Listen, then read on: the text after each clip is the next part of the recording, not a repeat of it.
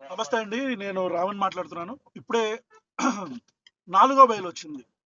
నాలుగో బెయిల్ వచ్చింది. ఈ నాలుగో బెయిల్ వచ్చిన తర్వాత మళ్ళీ ఐదో అరెస్ట్ టోల్ గేట్ దగ్గర పట్టుకొని ఇప్పుడు మళ్ళీ నక్కపల్లి తీసుకెళ్తున్నారు. వేంపాడు టోల్ గేట్ దగ్గర.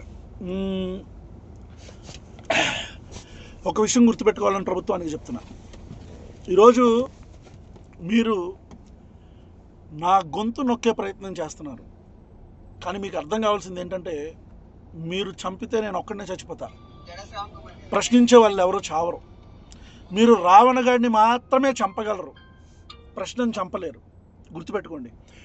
రెండో విషయం, ఇంత భయపడుతున్నారా?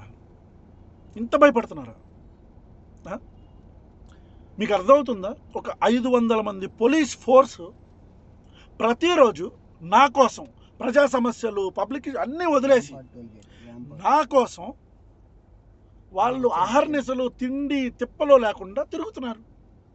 ఎస్పీ క్యాడర్ దగ్గర నుంచి కానిస్టేబుల్ క్యాడర్ దాకా ప్రతి ఒక్కరు నాకు సెక్యూరిటీ ఇచ్చుకుంటూ తిరుగుతున్నారు. ఇదా ఆంధ్రప్రదేశ్ ప్రభుత్వం చేసేది? సిగ్గనిపించట్లేదా మీకు? అంటే ఇక ప్రజా సమస్యలు ఏం లేవా? నేను రేపులు చేశానా?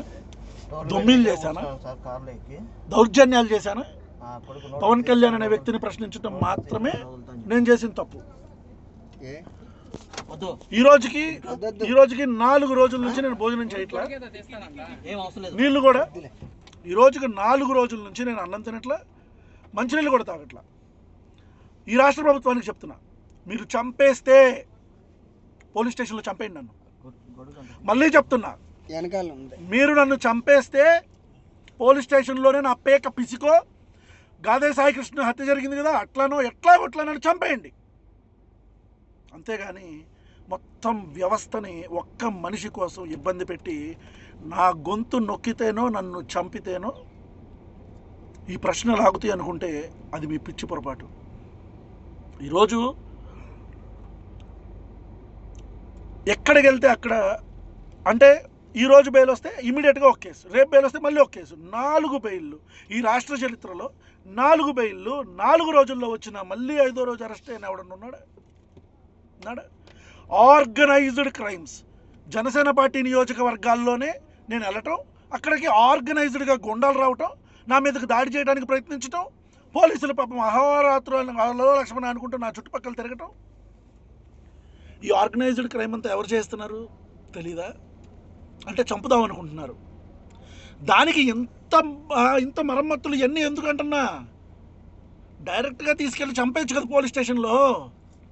No, I'm asking you, Chandrababu Naidu గారు, నారా లోకేష్ గారు, ఆంధ్రప్రదేశ్ ఉప ముఖ్యమంత్రి, నా అభిమాన నటుడైన శ్రీ పవన్ కళ్యాణ్ గారు, డైరెక్ట్గా పోలీస్ స్టేషన్లో చంపేయచ్చు కదా.